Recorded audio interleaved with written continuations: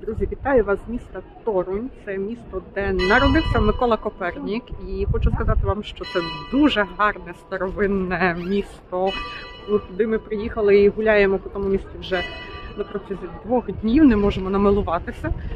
Скажу вам, що приїздити сюди на 1 день немає сенсу, тому що тут настільки багато гарних пам'яток архітектури. І взагалі місто саме настільки гарне і настільки тут багато цікавих речей, що ми вже назнімали для вас дуже багато відео і продовжуємо його знімати. Як бачите, тут дуже багато туристів, місто просто бурхливою рікою тече і живе якимось там, веде своє бурхливе життя.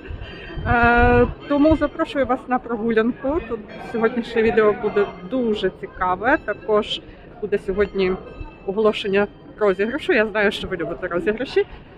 Тому, будь ласка, ставте лайки, підписуйтеся на мій канал і запрошую вас до міста Торунь. Коли входимо на головну площу, то, звісно, перше, що прикуває увагу, це міська ратуша. Величезна, чудова, готична ратуша, збудована на протязі 13 і 14 століть. Ось вона зараз зліва від вас, а так взагалі, звісно, в центрі площі. Також вздовж площі одразу побачите багато ресторанчиків і кіосків з сувенірами. Основною темою сувенірів будуть пряники, адже саме ними з давніх давен славилось місто Торунь. А ще, як це часто буває в туристичних містах, на вулиці можна зустріти людей з рекламою на таблицях або з такими дороговказами до якогось ресторану.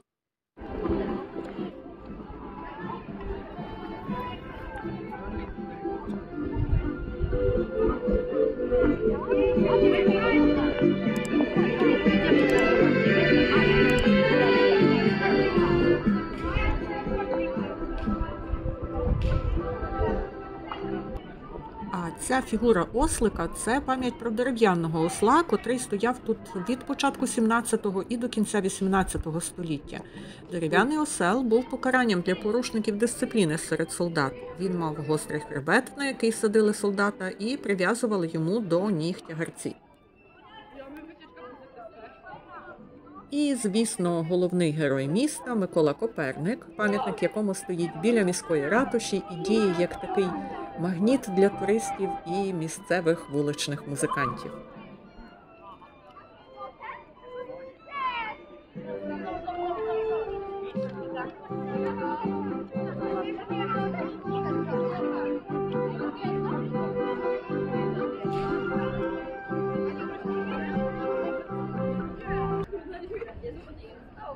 Ja pierniczę. Zawsze ja zapominam przeczytać naklejkę, która jest ceną. Pierniki. Окрім Коперника, Торунь для всіх поляків асоціюється ще з пряниками. Пряники тут буквально на кожному кроці, і це в Торуню ще середньовічна традиція, тому тут всюди пахне пряниками. Повно магазинів з пряниками, пекарні, які спеціалізуються виключно на пряниках. Туристи тут можуть пройти майстер-клас з виготовлення пряників. В ресторанах будуть пряники і страви з пряниковими нотами, навіть місцеве пиво буде зі смаком пряників. Є фабрика пряників і, звісно, музей пряника, який я покажу вам в наступному відео. Ми не рахували крамниць з пряниками, але мені здається, що їх в місті 822, і ось тут невдовзі появиться ще один такий магазин. Чекаємо всі з нетерпінням.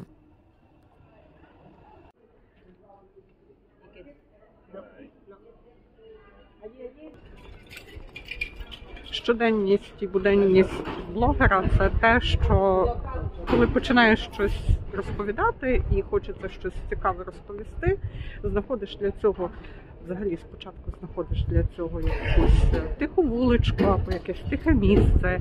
І здається, що тут нічого не відбувається, тихо, спокійно. І коли ти починаєш щось розповідати, як, власне, починають їздити дуже голосно якісь автівки, або взагалі якийсь мотоцикліст появляється, або діти кричать, або пси починають гавкати. І тільки хочеш щось розповісти, і все. Це зробити дуже важко насправді блогерам. Я не знаю, чи це я таке тільки щастя маю, чи решта блогерів також. Ну, але гаразд, я вже буду розповідати, незалежно від того, чи там будуть мені заважати люди, чи не будуть. Ви вже вибачайте, вже як вийде, так вийде. В крайньому випадку це не потрапить в відео, моя розповідь. А хотіла розповісти, власне, про те, що я раніше не любила пряників. І оці такі традиційні пряники, де багато меду, багато різних прянощів, якогось там анису, кардамону, цинамону і так далі, і так далі. Незважаючи на те, що всі оці приправи я дуже люблю, але я їх люблю в якихось інших стравах. А от, власне, такий традиційний пряник, такий дуже традиційний, такий, знаєте, набагато, я цього не любила. І тому, коли вперше до мене приїздив мій чоловік, точніше, він ще тоді не був, Павел, моїм чоловіком, ну там якісь перші рази, що до мене приїздив в гості, він привіз мені оці традиційні турунські пряники. Ну, знаєте, з таким найкращий пряник в країні. І я цього не оцінила. Тобто я так скуштувала, звичайно, сказала, о, так, смачно, дуже смачно. Але про себе так подумала, ну, знаєте, я пряники люблю, але я люблю оці такі радянські, без прянощів, просто пряникове тісто, ну, мабуть, що солодке, символічними там якимось цинамоном чи з чимось. Ось, і досить довго взагалі отут пряників не їла. І лише, мабуть, що цього року полюбила. Так що, можна сказати, ополячилась.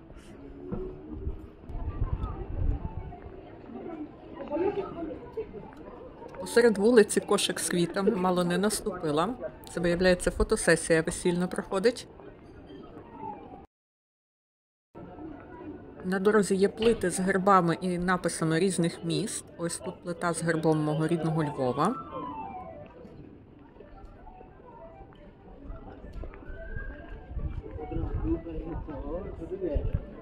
А тут Рига.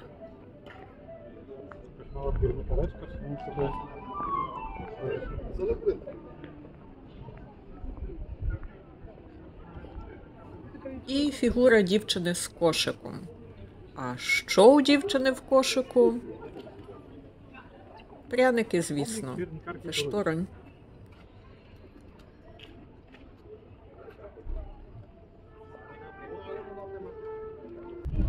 Що ще подобається в Торуні, це те, що у них тут центр міста, це, по суті, пішохідна зона. Приїжджають, мабуть, що машини тільки ті, що щось там привозять, доставляють якісь товари або тих людей, які тут живуть. Але взагалі отак от можна собі по вулиці ходити спокійно. Це дуже зручно для такого туристичного міста. Гуляючи містом, ви, скоріше за все, не помітите його колишнього кордону. Кордону між чим? Між двома Торунями. Справа в тому, що колись тут було два міста – Старий Торонь і Новий Торонь. Вони були сусідами, і кожне мало свої міські мури, свій ринок і свою ратушу. Щоб ви розуміли, Новий Торонь появився в 1264 році, тобто майже 800 років тому. Відповідно, Старий Торонь був набагато старший. Нове місто було біднішим, жили в ньому в основному ремісники, і політично Новий Торонь тримався ближче Тевтонського ордену. А в Старому місті жили заможні купці, і Старий Торонь був ближче Польського королівства. Після війни, в котрій в 1454 році перемогли поляки, Старий Торонь приєднав до себе Новий, і відтоді це одне місто з двома ринками і двома ратушами.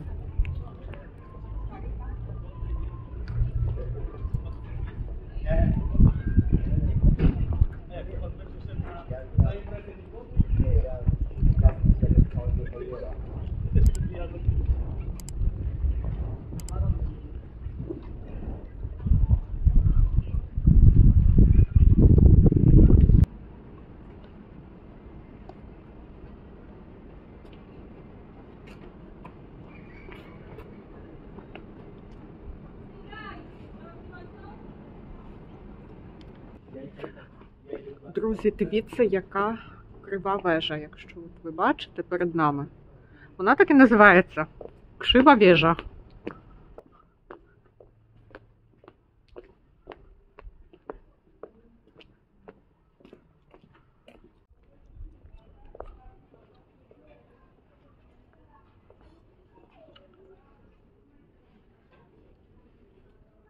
Друзі, в мене таке враження, що невдовзі в Торуню буде більше кавказьких, грузинських ресторанів, ніж оцих пірнікарень. Тому що дійсно тут дуже багато грузинських або ресторанів, або пекарні. Часами на одній вулиці може бути якихось там 3 пекарні або ресторани грузинської кухні. Цікаво. Дивіться, друзі, що зараз не вкладається в голові. Середньовічний будинок, в якому в 36-му році пробили такий отвір і крізь нього проїздив трамвай.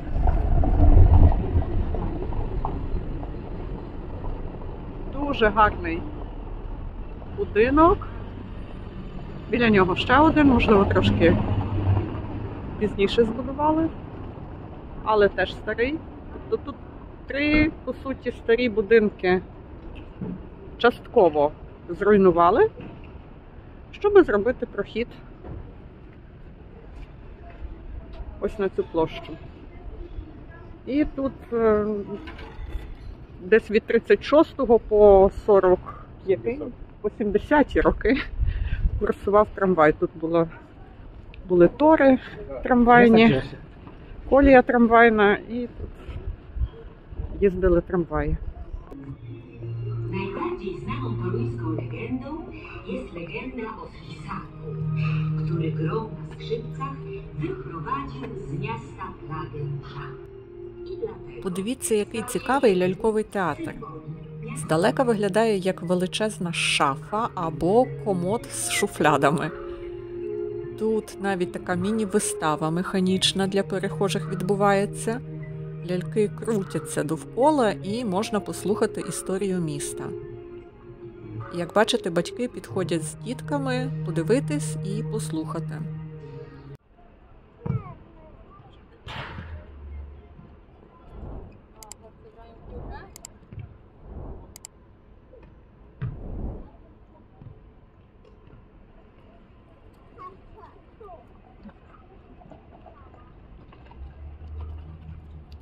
Друзі, вечоріє, зараз буде заходити сонце, і ми вирішили подивитися на захід сонця з міської ратуші, з вежі ратуші міста Торунь.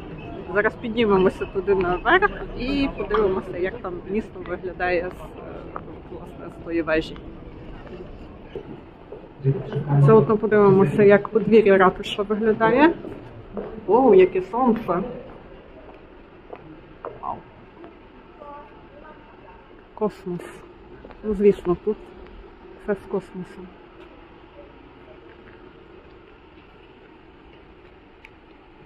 Ось туди ми з вами піднімемося, там де годинник, якщо нам продадуть білети. Каса.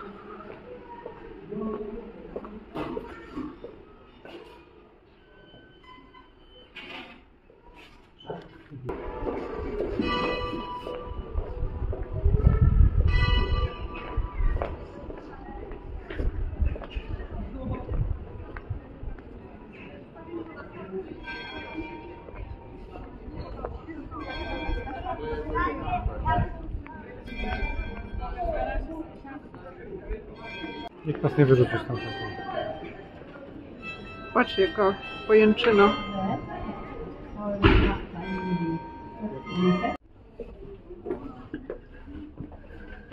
Вузько.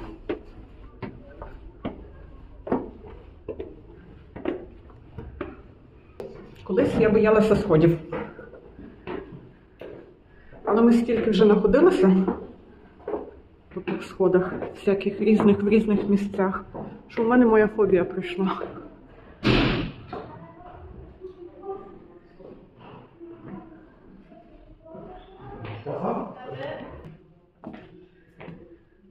Якщо ви боїтеся сходів, то тут різні види. Вузькі, кам'яні, сучасні з плиткою, дерев'яні. Добре місце для того, щоб побороти свою фобію. Десь в одному з таких місць я загубила свою. Можна дзвонити?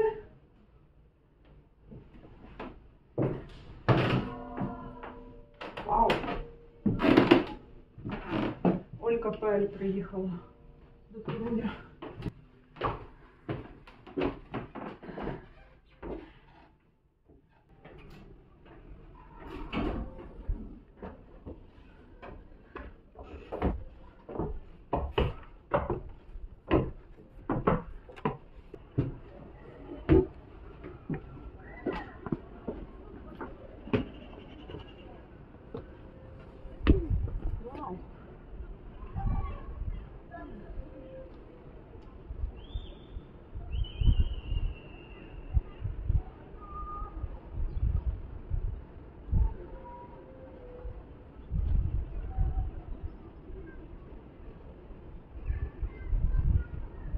Вісла.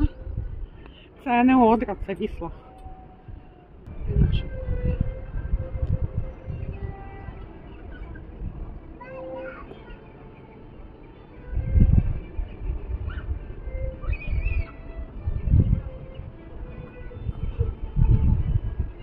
Привіт! Всім привіт з Торуня. Тут, до речі, не так вітряно, як в таких місцях переважно буває, принаймні сьогодні. Нема такого скаженого вітру. Як був, наприклад, як ми були, що так вітряно було. Свободіння. О, там просто голову зривало. Дуже гарно, спокійно, середньовічно.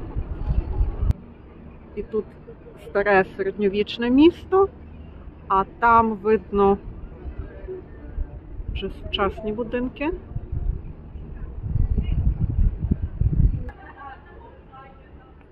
Білети сюди, щоб зайти, коштують 22, здається, злотих з людини. Тобто це не так дешево.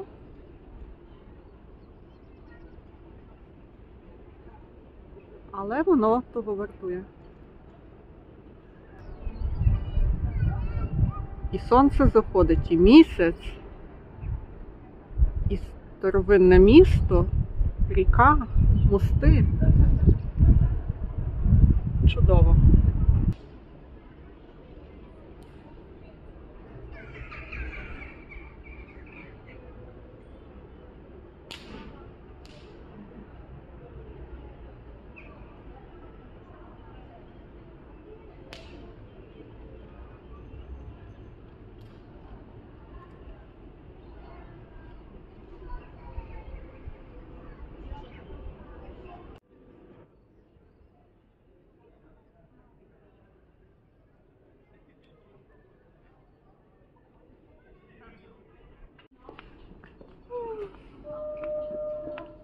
Я зголодніла, хочу їсти.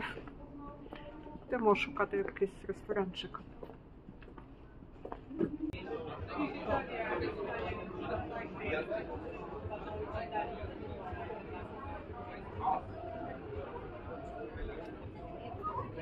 Біля входу в цей ресторан є таблички про те, що колись в цьому будинку перебувала Марія Казіміра, це королева Польщі, також російський цар Петро І, хай йому грець, і король Польщі Август II. Друзі, ми трохи втомилися сьогодні, тому що дорога була досить такою нелегкою. Хоча це від Щеціна до Торуня всього 300 кілометрів, але їхати треба не такою автострадою, а таким звичайним шосе. Котре часами на цьому шосе бувають корки, і тому це досить довго. Нам це зайняло десь, напевно, десь близько 5 годин. Дорога, тут ми теж трохи походили, погуляли вже. Дуже гарне місто, дуже мені тут подобається. Мені тут навіть хочеться залишитися жити. Ось, заголодніли, зайшли в ресторан індійської кухні. Тобто приїхати до Торуня, щоб піти поїсти індійську кухню, ну нічого. Давно не їли, спробуємо. Замовили зараз страви і сидимо, чекаємо. По суті, сидимо на дворі. Погода дуже гарна, досить тепло. Вже така осінь-осінь, кінець вересня, але досі дуже тепло і ще хочеться трошки посидіти на дворі, наскільки погода ще оце дозволяє. Ну, одним словом, будемо зараз далі розважатися, проводити вечір. От, щось з'їмо і потім ще підемо, погуляємо трохи по Торуні.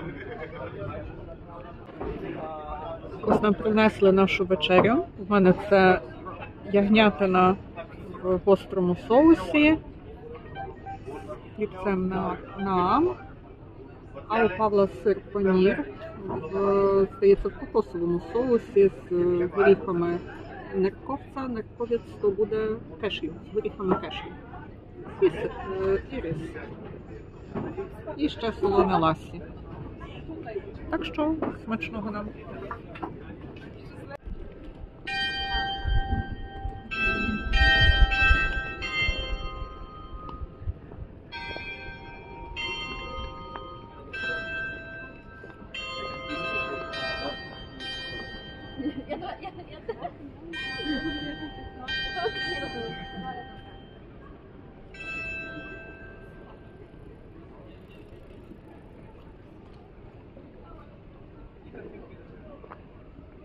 Друзі, трошки шкода, взагалі не трошки, а взагалі дуже шкода, що ми занадто швидко зійшли з цієї вежі. І ще було так досить ясно, і оцих всіх світил не було, вони були ще вимкнені. Зараз би це набагато гарніше виглядало, ну але що зробиш? Ми про це не подумали. Наступного дня зранку, гуляючи, ми проходили поблизу місцевого радіо і побачили таке оголошення для українців, що щодня о 12-й годині транслюється випуск новин українською мовою. До речі, у нас в Щецині теж такі новини були щодня в радіо. Десь близько року були новини українською, і лише останні кілька місяців, як їх зняли з ефіру.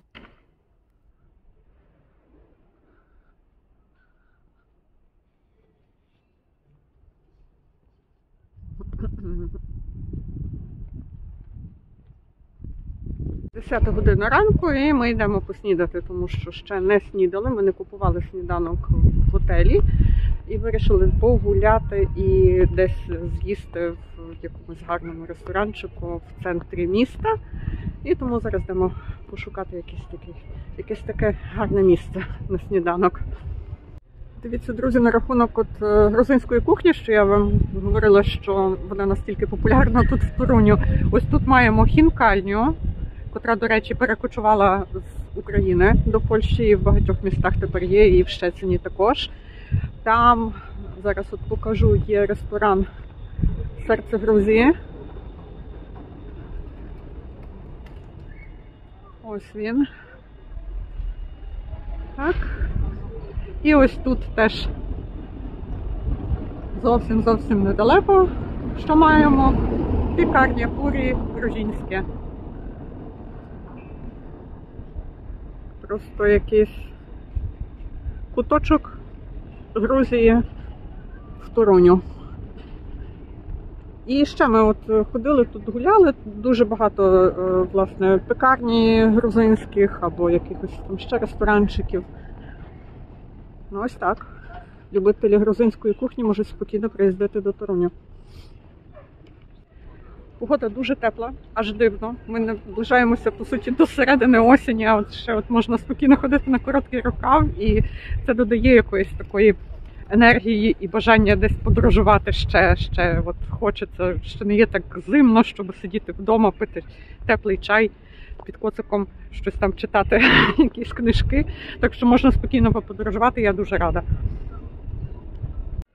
Знайшли манекін, точніше. У нас теж в Щецині є оцей ресторанчик. Це така мережа. Це налисникарня. Тут майже все меню складається з налисників. І меню вони мають всюди однакове, а відрізняється лише одна позиція в кожному місті. І в кожному місті в цій позиції буде якийсь традиційний лише для цього міста смак. У нас в Щецині це налисник зі щецинським паприкажем, а тут, звісно, налисник з пряниками і чорносливом. Зараз йдемо пошукати будинок, де народився і жив Микола Копернік, тому що, ну як бути в Торуні і не побачити, не подивитися цей будинок, я вважаю, що це непристойно. І кожен, скажімо так, кожен турист в місті Торунь повинен цей будинок побачити, тому йдемо зараз до цього будинку. Є вулиця Коперніка. Є багато туристів. І ось він, будинок Коперніка.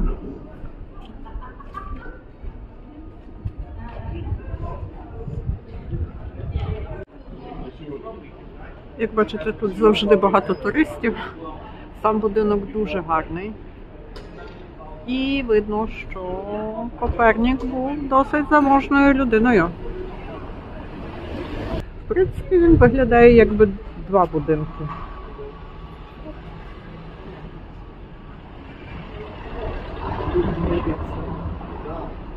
На моє око це два будинки. Ну, але що, сім'я Коперніка була заможною, це була сім'я купців, могли собі дозволити.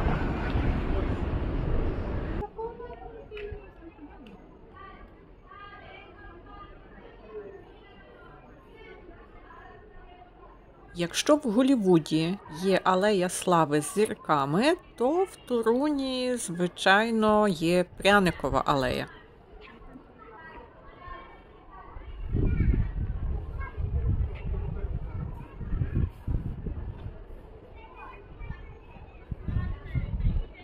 А це свіжа табличка з подякою мешканцям Торуня за допомогу українцям. Як я вже згадувала, в Торуню є музей пряника. І це чи не найважливіший пункт для відвідування туристів. Ось він зараз перед вами. Але зсередини його я покажу вам в наступному відео, бо це відео і так вже виходить довге, а я не хочу вас втомлювати.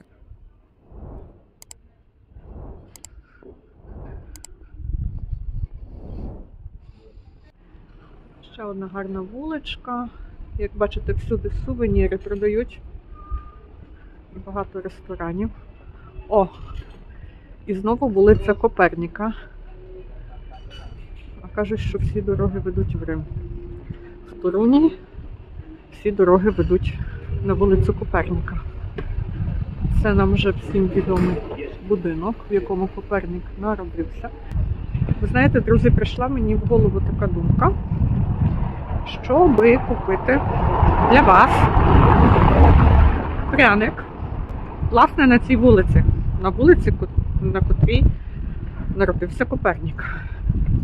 Що ви на це скажете? Тут також продають пряники, так що йдемо, купимо для вас пряник. Ось такий магазинчик.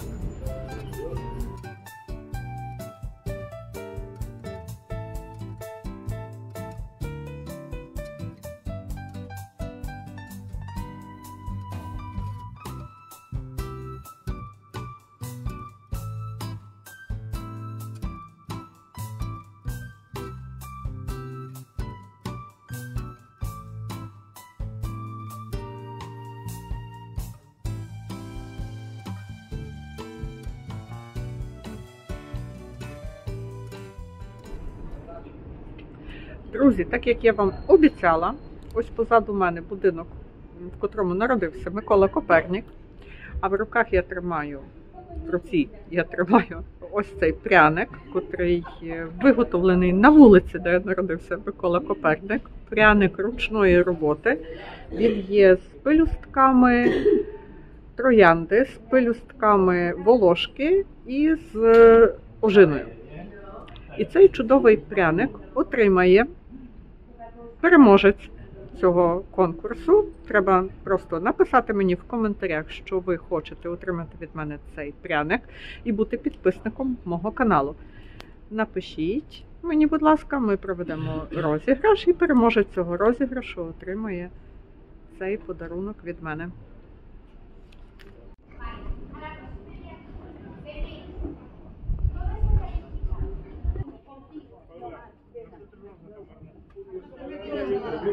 Si quieres venir con nosotros.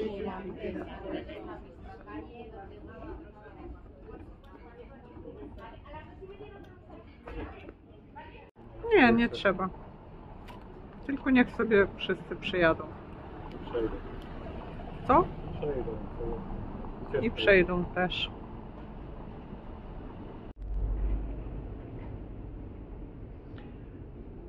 Друзі, як і обіцяла вам на початку цього відео, зараз ми оголосимо про розіграш. І як бачите, позаду мене будинок, в якому народився Микола Копернік, а тут дуже багато машин їздить.